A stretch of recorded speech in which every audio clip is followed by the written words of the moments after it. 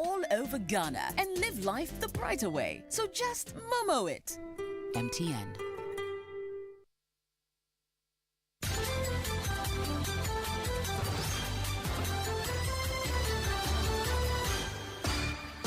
Hello, good afternoon and welcome to the Midday News.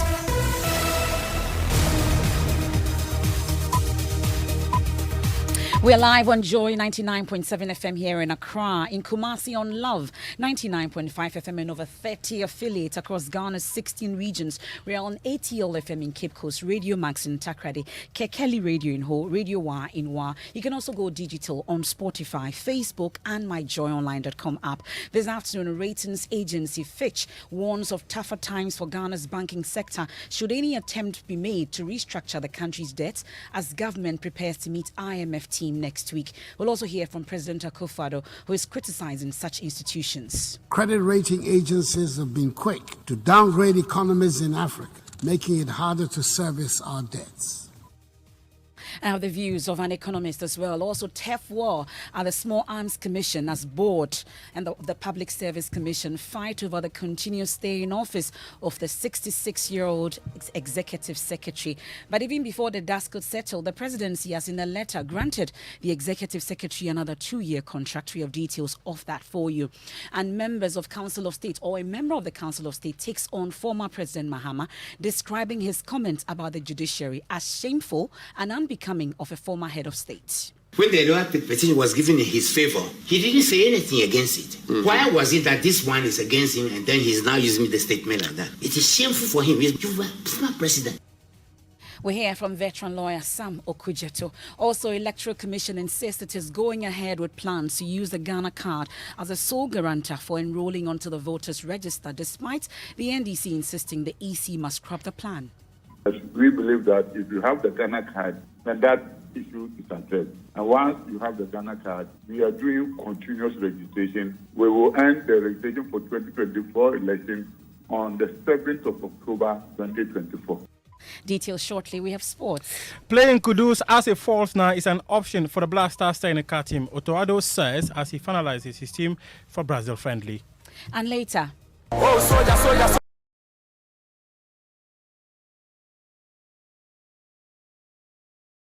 Sheriff is topping the trends today. That and more here on the Midday News with me, Emefa Apawu. This is your home of independent, fearless and credible journalism. Please stay for details.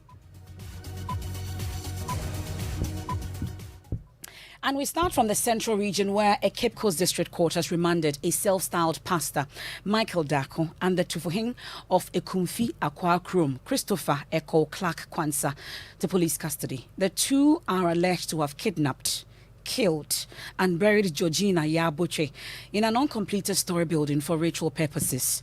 They have been charged with attempting to commit crime, to wit murder, and murder are to reappear in court on the 4th of October 2022.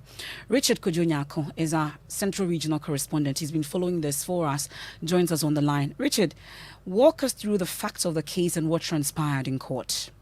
Georgina Yabuche was an applicant seeking admission to the Anchor 4 Psychiatric Nursing School. She arrived in Cape Coast on the 8th of September 2022. Upon arrival, she called the pastor and informed him about his presence in the region and what she was coming to do.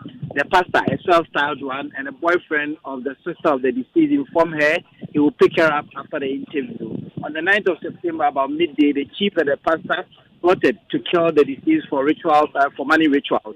They met at the Ankara Psychiatric Nursing School, picked the deceased up in a taxi to Piri Junction in Cape Coast, where the chief had parked his Benz car with the registration number GT8686C. The chief drove to Aqua Club, where he is to pull him off, took the deceased iPhone and locked her in a room. The accused person went to Sikafa Mountain, a suburb of Manchester, where they dug a hole in an uncompleted story building belonging to the chief. They went back to the deceased and sent her to Sikafa Mountain. The chief allegedly hit the deceased with a club where the deceased fell down, and the pastor is also alleged to have held the neck of the deceased till she died. They took the head of the deceased after killing her and left the uncompleted story around 2 a.m. A complaint was launched to the police by the brother of the deceased, Alfred Dodo. And the police started picking intelligence. They picked the pastor first, and then he first, then they picked the second suspect. I must apologize to listeners about the gory details of this particular story, but we were told that the boyfriend also had a hand in all this. Richard, tell us more. So the boyfriend in the company orchestrated all of this, plotted them, and then executed this one. And so he is someone who is introduced to the family of the deceased and was part of all of this. He is a pastor, but we do not know where he is pastor of. He lives in Kumasi, but comes to Anamabu occasionally. And so he was arrested at Anamabu in his hideout. And were they in court? What exactly was their demeanor? Well, so the two were in court. The pastor was in a t-shirt, Lacoste, and then the chief was in a shirt buttoned. And then they looked remorseful, but their plea was not taken. They were charged with conspiracy to commit crimes with murder and murder contrary to Section 46 of the Criminal and Other Offences Act 1960, Act 29. And the facts and the charges were read to them in Fanti and in Chi. The prosecutor, DSP Daniel Gajo, pleaded with the court to allow them to conclude their investigations. And so the case has been adjourned to the 4th of October 2020. And just so we know, the man insists he's a pastor? Yes, but we do not know which church he is a pastor of. But that is what he claims. He told the police that he is a pastor. That's our Central Regional Correspondent, Richard Kujunyako. You can read more of the story on myjoyonline.com. From the Central Region, let me take you to the Ashanti region, where a phone dealer in his early 30s, Wahab Abdul, has been shot dead by suspected armed robbers at Owim in the capital, Kumasi. The robbers made away with 2 mobile phones. Residents say Wahab was shot twice in his stomach. And here's an eyewitness account. When I came out, and then she approached me and said that the guy has been shot. According to her, they were asking of his mobile phone and if he had money on him, but he was not having any money on him, so they wanted him to give them his phone, but he was struggling with them.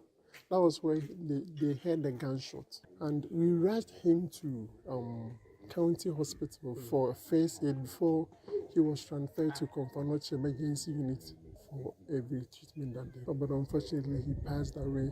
We came from the hospital back home somewhere around 3 o'clock, and we had the call that he has passed away. When did the incident happen? Okay, actually it will be somewhere around 12 a.m. Yeah, midnight. He's a neighbor, he's a friend, and I know him to be someone who deals in mobile phones. Yeah, that's what I know him to. Meanwhile, residents of the area have expressed worry about the wave of robbery attacks in the area. They are calling on security agencies to ramp up visibility in the area. Sometimes we hear of robbery, but not with guns, not armed. When you leave the house or you come, you will see that they've broken into your house, but not armed, just as what we heard last night. Well, that's the story in the Ashanti region. From there, let's head to the Upper West region now. And landlords in the Wa municipality have rejected the assertions from some sections of the public and the media that the description of suspect Kankani Adongo is mentally ill. At a press conference held in Wa, they stated without any equivocation that the suspect is sane, and after consultation from their gods, it was revealed to them that he is part of the criminal gang killing people in the Wa municipality. Rafiq Salam joins us with more. So what exactly are the gods saying? The gods, according to them, are stating that the search that they have conducted, the person found, Kankani Adongo, is a person that has been linked to some of the murders in the Wa municipality. And so for them, they are rejecting whatever anybody is saying from the media. But they want the IGP, the Interior Minister, for them to look into this story and bring the suspect, prosecute him, and let him face justice. And since that bounty was placed, do we have any more suspects picked up? Well, now we have not gotten knowledge of the suspects. We are told that some persons were picked up, but they were told seen and then left to go. For now, it's still suspect Adongo that is still at the custody of the Wa police. That's my colleague Rafiq Salam reporting from the Upper West region. With those updates out of the way, let's head to our top story now, and this time to the economy. An international ratings agency, Fitch, is warning government to back off any plans to restructure domestic debt. Fitch says any such attempt to do this will put a lot of stress on the banks. Ghana's economy has in recent times received negative ratings from various agencies, a situation President Akufo-Addo is unimpressed with and had reason to question such outcomes during his address at the United Nations Summit last night. Credit rating agencies have been quick to downgrade economies in Africa, making it harder to service our debts. The tag of Africa as an investment risk is little more than in substance a self-fulfilling prophecy created by the prejudice of the international money market, which denies us access to cheaper borrowing, pushing us deeper into debts. During times of crisis, the facade of international cooperation under which they purport to operate disappears. We do not have the luxury of being able to pick and choose which problem to solve. None of them can wait. The economic turbulence requires urgent and immediate solution. Ghana's President Akufo-Addo. Well, economist Professor Lord Mensah says African economies have the option of not going to such markets. Any investor will be looking at the returns beyond what they can get from a safe haven like America. So it is a market that is open. You have to decide whether you may want to borrow from that market or not.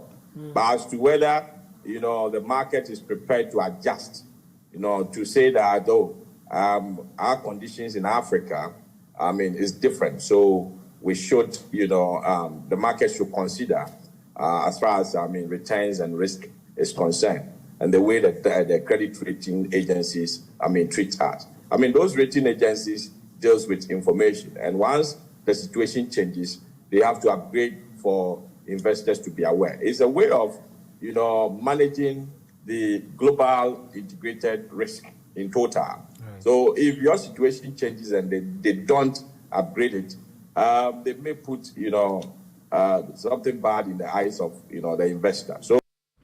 Economist Professor Lord Mensah there. Joy News editor Fred Smith joins me in studio with more from Fitch.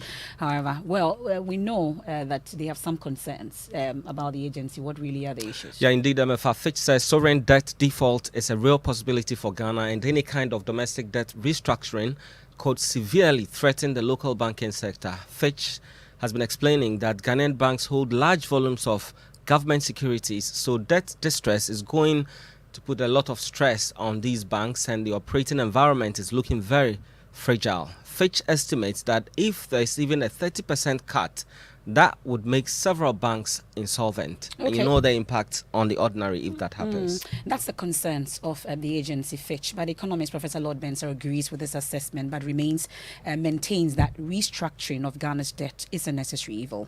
Debt restructuring is inevitable because looking at our situation now, we cannot keep on, being under such pressure to satisfy our interest obligations and all those.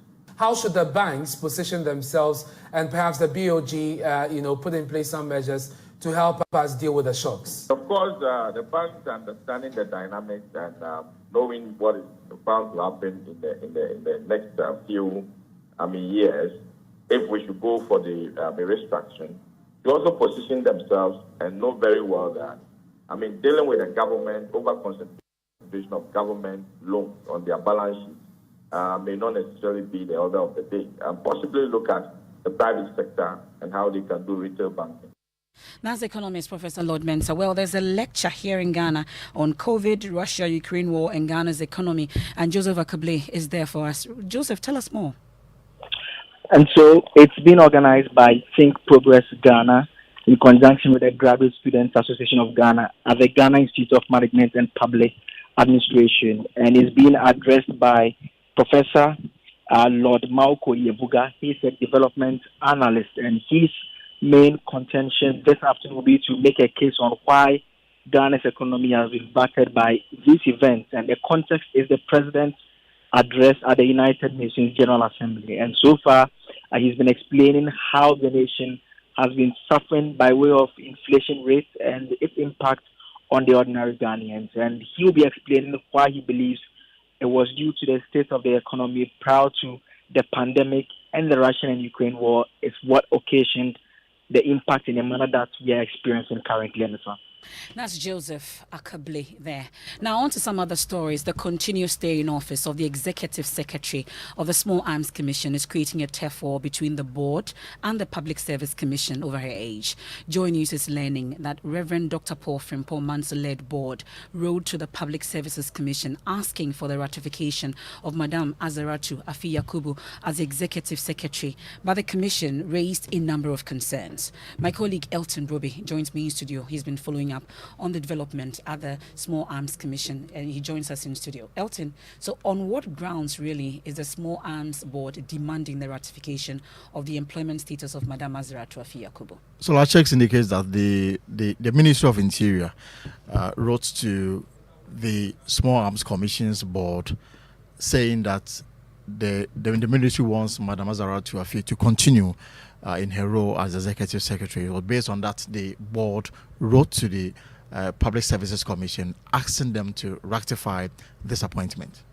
And what has been the response of the Public Service Commission? So the Public Service Commission, in a response, first says, please refer to your letter, and it calls the reference number of the letter dated 13th May 2022 on the above mentioned subject. It says the Commission has reviewed your request alongside Article 199 of the 1992 Constitution and noted that Mrs. Azaratu Afi-Yakubu is above 65 years. You are kindly requested to review and advise the Commission on further action. And this is signed by Engineer Mrs. Mabel Amwakwanta, who is the Secretary to the Public Services Commission. This letter is addressed to the Board Chair, National Commission on Small Arms and Light Weapons, and also to the Ministry of Interior. I heard the age 65. The few times I can ask for a woman's age, what really is the age of Madame Azaratu? So if you look at her CV, that she gave the Small Arms Commission, she calls her age as 29th December 1956, which means that she'll be 66 years on the 29th of December 2022. Okay, but we understand the presidency has waded into this. So there's more. The Public Services Commission asks them to hold on to this appointment whilst they undertake some checks. But even before the conclusion of this checks is done, we have this letter signed by Nana Bedier to us and the Secretary to the President, and it's a letter addressed to Madame Azaratu Afi-Yakubu. It says further to our letter dated 18th March 2022. I'm pleased to inform you that the President has granted you a 2-year contract of service as Executive Secretary of the National Commission on Small Arms and Light Weapons. Your appointment is effective 18th March 2022 to 17th March 2024. By that time, Madam Afi-Yakubu will be 68 years old. I take this opportunity to congratulate you once again on your appointment. This letter is addressed to all the interest parties involved, the Chief of Staff, the Interior Minister, the Public Service Commission, and the Board Chair of the National Commission on Small Arms and Light Weapons. And this is generating a lot of tension at the Small Arms Commission. Exactly. I mean, what people we've spoken to at the Small Arms Commission says that the retirement age is 60. But the President has the prerogative to go on a contract. Usually in the public sector, it is +2 +2 +1, which is 5 years. So you cannot be in public service beyond 65 years. So that's the +2 +2 +1. Okay. So maximum 65 years she should be out. Now in this case, she's over 65 years old, and already she's been given another 2-year extension, meaning it flies in the face of already established norms in the public sector. Okay, thank you very much. That's Elton Broby. It's a good time to introduce some politics at this point, and the Electoral Commission says it will not change its plans to use the Ghana card as a sole requirement to enroll onto the voters register. The EC is preparing to lay a new constitutional instrument before Parliament, which will seek to outlaw all other forms of identification except the Ghana card.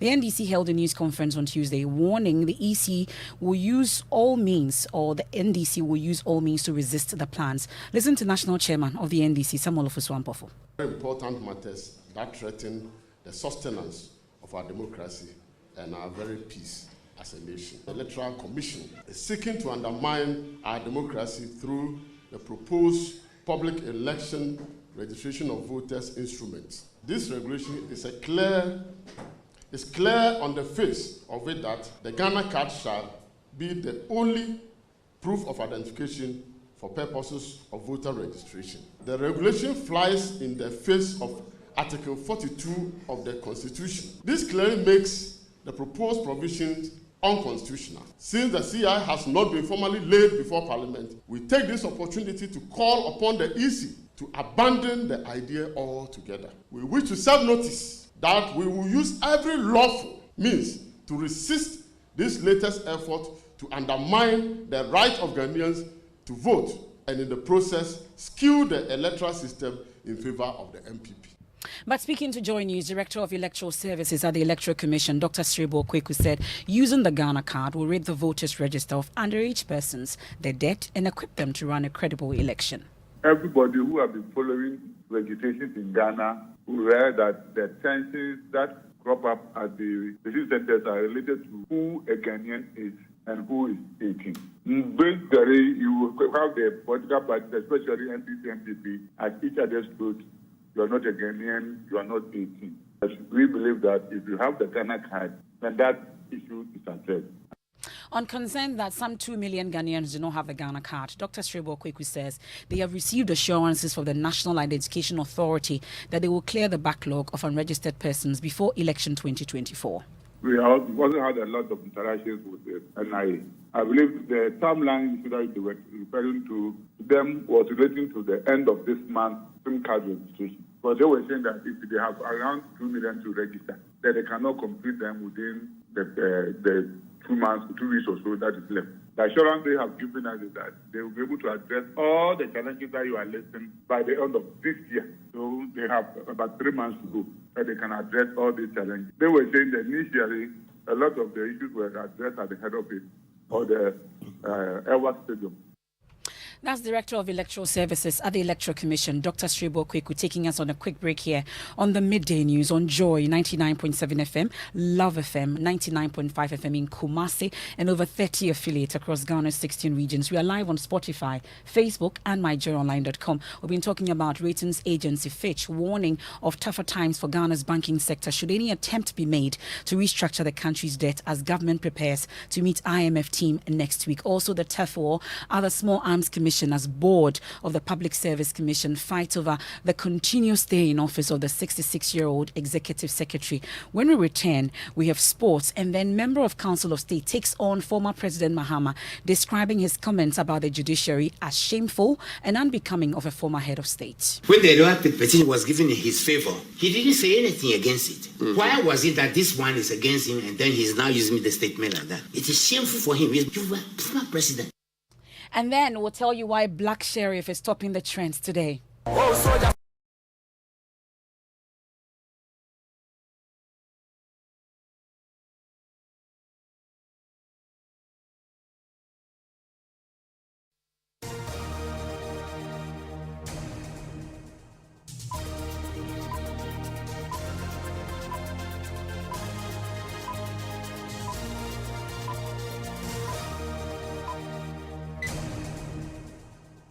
Thanks for staying with us. Let's do sports. And guess who's back? Muftao,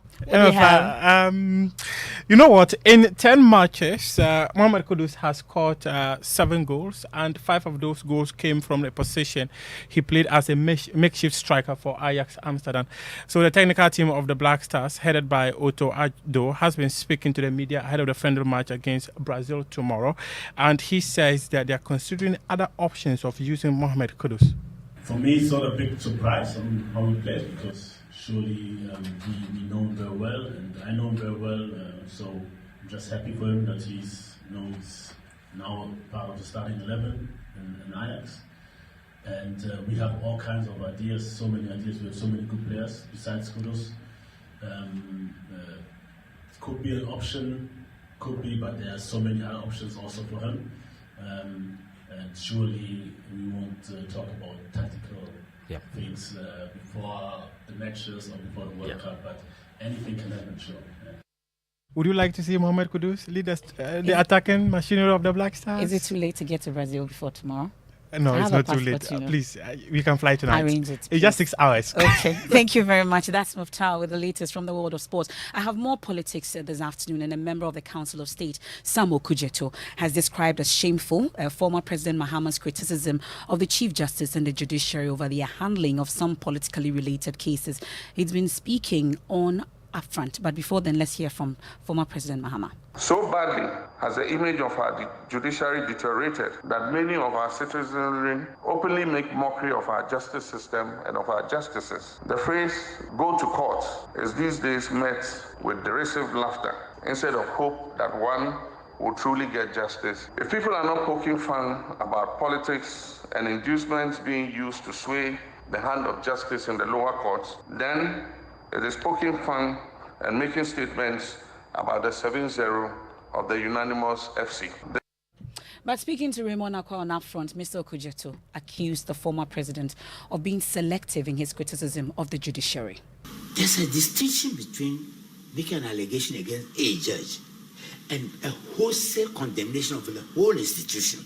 Oh, okay. That is where the problem is. The former president had actually said the only way to restore the image of the current judiciary, which requires working on, is for there to be a change in leadership. Do you agree? Change in the leadership of who? As in at the helm of the judiciary, as in from Chief Justice down. I don't think he understands the judicial system. Really? Yeah. The Chief Justice does not tell judges the kind of judgment you should write. If you have evidence of corruption, you are supposed to send it to the Chief Justice. Mm-hmm. And he is mandated under the Constitution and have an inquiry made. That's what I'm saying, that it's like a person of that high level should understand what the constitutional process is and not just make a sweeping statement which will undermine confidence in the whole institution. How do you feel when you hear people say unanimous FC, referring to the Supreme Court, and says that their decisions are almost unanimous, so they are like a football club? When the lower petition was given in his favor, he didn't say anything against it. Mm-hmm. Why was it that this one is against him and then he's now using the statement like that? In fact, he said others have been saying it. Is the other people on the street have been saying it? He should never repeat it at all. It is shameful for him. He's my own cousin, but my nephew. It is shameful to make something like because others are saying it. Now, former President Mahama's criticism of the judiciary, according to him, was also influenced by the outcome of the Afrobarometer survey conducted by the Center for Democratic Development. But Sam Okudzeto says the survey was poorly done. Because they call this Afrobarometer as if it is there's a litmus test in the whole issue, as if they have the way to decide whether there is or not. But it's a public survey, opinion. Yeah, I know, public opinion, I can tell you. You are in journalist, so you should know that. That when you go asking people who are ignorant of a system, you understand, and it's being trumpeted to them, that is the more reason why I think the judge is giving a caution. When it is being trumpeted to people, I say, oh, that's why this judge, you can't trust them. You know, they were all appointed by the MPP, and therefore this is the reason why they do that. That becomes a general opinion. Because I've been cautioning people now that the public media has become so, you might call it even dangerous. That's lawyer Sam Okudzeto, a member of a Council of State. There's more on that on our YouTube channel, also on all our social media platforms. But let's do Tech Thursday. And getting prosthetic arms after amputation can be very costly, especially for the disabled poor. Now, these are mostly imported. The cost could run into thousands of cedis, and affected persons become burdens on the society. A senior clinical engineering manager at the Komfo-Anokye Teaching Hospital, Emmanuel Rekubrobi, is tackling this using plastic waste to build prosthetic arms, which cost as low as 20 cedis. Love FM's Kwesi Debra has more. Some time now, engineer Emmanuel Rekubrobi has been looking at how to build a prosthetic arm using plastic waste. He started putting together waste plastic bottles and filling them with sachet rubbers. He then attached a shoulder strap. The prosthetic arm has been tried on some amputees and has proven to be satisfying. Engineer Rekubrobi is currently carrying out additional tests to improve the innovation based on patients' responses. So I picked some of these bottles and then these sachet bags, and then I started by putting them together. This is for someone with a short limb, and then this one, the arm is removed from the shoulder level. It's all about the plastic. It doesn't cost much. I don't think it cost me more than 20 Ghana cedis. People are just happy and they've embraced it. Very soon I will be dashing out some to friends around. Reporter for Joy News, Kwesi Debra. And that's how we end today's edition of the Midday News here on Joy 99.7 FM. There's more when you log on to myjoyonline.com. Stories making the headlines there. Pastor-in-chief linked to aspiring nurse trainee killing remanded 15K ransom. They actually demanded 15K ransom. Family, we took you to the court earlier. And also, I won't seek re-election as NDC General Secretary Stadium Ketia. And then every bullet, every bomb that hits Ukraine hits our pockets directly. The Kofado. You want to increase? I'm sure that you would want to wait for Pastor Mensel to bill as he prepares you. That's up next on Living Word. I am Emefa Apawu, but I leave you